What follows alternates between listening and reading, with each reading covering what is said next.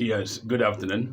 Today I'm going to tell you few ways to handle difficult parents, few ways to handle and maintain a cordial relationship with difficult parents. It is obvious wherever there are people, there should be, or there may be, or there must be some persons who think or act differently. There are persons who may not be thinking like others, who may see wrong in every right thing, or who may see things differently from others. It is everywhere. So if you happen to have such persons in your school as parents, there are things to do in order to maintain a wonderful relationship, a wonderful cordial relationship with such parents. Remember, every parent's interest is on the child. Every parent wants the child to become the governor of a state. Every parent wants a child to become the president.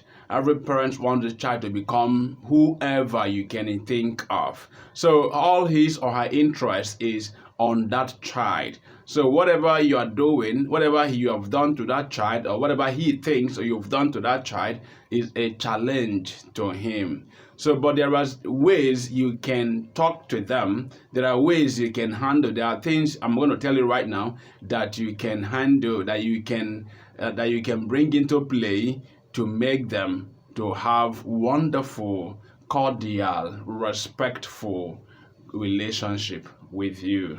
Remember, my name is Chidi Ikenna Amobi. If you have not subscribed to this channel, please do. We have a lot of messages, we have a lot of information for you. Subscribe to this channel. So number one is always pay attention to their complaints. Whenever he comes to school, complaining, ranting that this has happened, that has happened, this is wrong, this is not right, this or that, give him or her that listening ear. Allow him to get through. Listen to him, listen to her. Pay attention completely to him or her. Then when he or she is done, in as much as I know you try to calm him or her down, but don't defend. You don't shout back at her immediately. Don't even shout back at her. Give her time to get done. When she's done, then you now do number two that I want to tell you right now. You respectfully talk to her. Talk to her with respect. Respectfully talk to her. Talk to her. Tell her that what we are doing here is for all of us, for herself, for the child, and for the school, for society at large. Don't use abusive words. Don't defend whatever she's complaining about at that time. Don't defend it. Don't even accept you've done that, wrong was done. No, and don't defend it. But just speak to her. Speak to her or speak to him in the language. Speak to her respectfully to calm down, that everything will be sorted. Tell her that everything will be fine. Then when she is calm, you're going to do this. Number three, employ the use of professional language.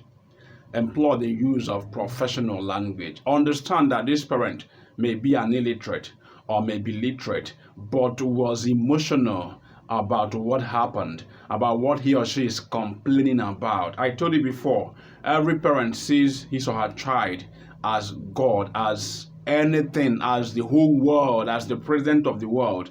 Nobody wants to have his or her child messed up. So that time that he or she is done, use professional language. Calm him or her down.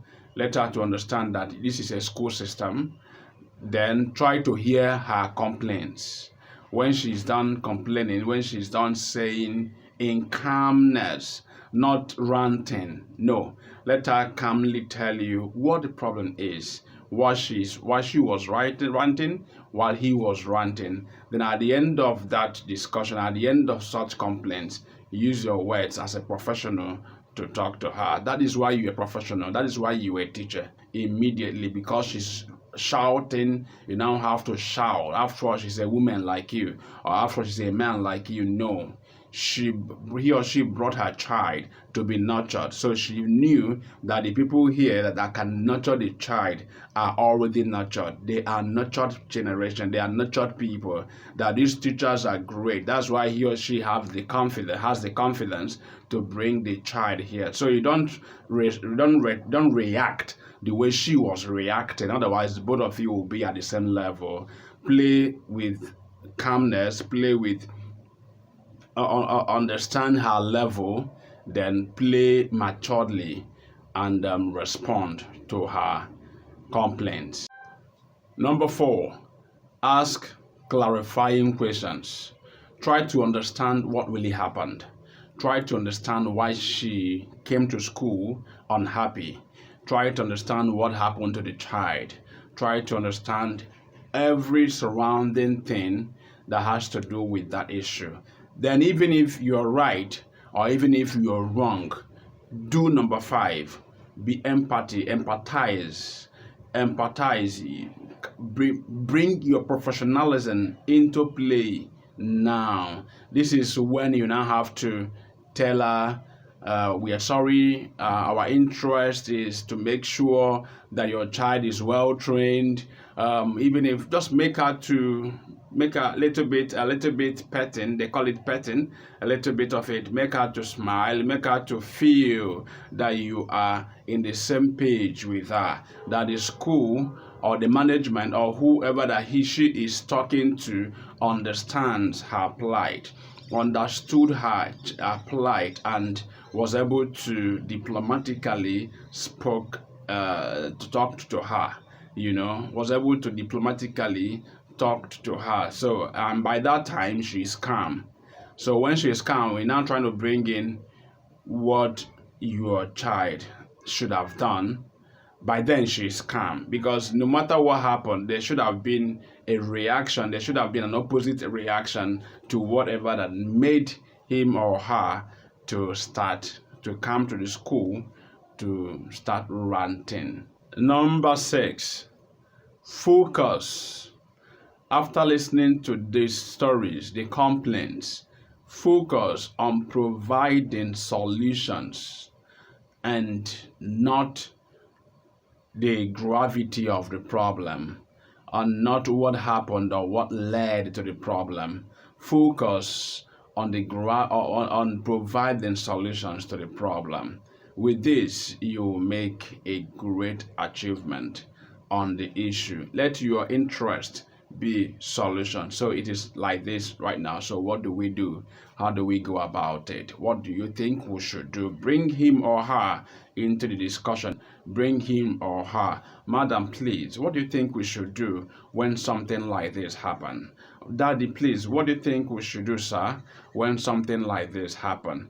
Let him or her suggest. At that time of suggesting, he or she will begin to understand where the child failed it, where the child did something wrong. Everything will come.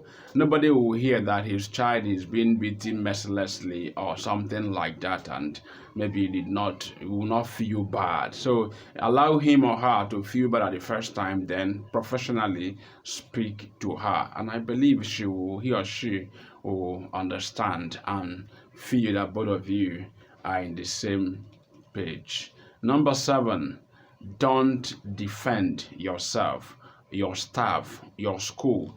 At that time she's complaining, don't defend yourself yet. Don't tell her you're right. Don't tell her you've been right. Don't tell her the child has always been doing wrong. No parents wants to hear that. No parents wants to hear that the child has not been productive. No parents wants to hear that in such a time, at such time of problem. No parents wants to hear that. But ordinarily, you can bring in the parent and tell him or her about the child, how the child has been doing and all that, where you would want him or her to assist. in training the child. But when there are an issue on ground, don't tell any parent that the child has not been doing well. So everything you say at that time will be your justification for flogging the child, for beating the child, for mercilessly treating the child, because you've already felt or know that he or she is not doing well. So don't bring in such defensive comments at that time.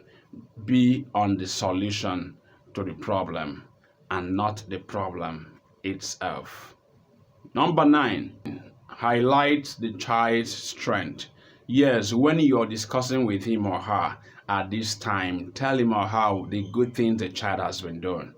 Tell him or her what the child has been doing that makes you wonder that this child is very unique, that this child is very wonderful. Let him or her hear that. Your child has really been good. We've been doing well. He or she has been doing well since he was registered here. I am surprised that this thing happened because I looked at her mathematics and I looked at English books. He or she was doing good and everything was perfect. So I'm surprised that this thing came to this like this and this thing happened. At that time, his mind or her mind is calm.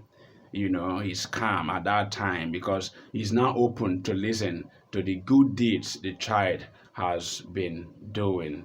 Number 10, if you know that you have such parents, which I know it's in every school, it's in every church, it's in every society, we have people like that.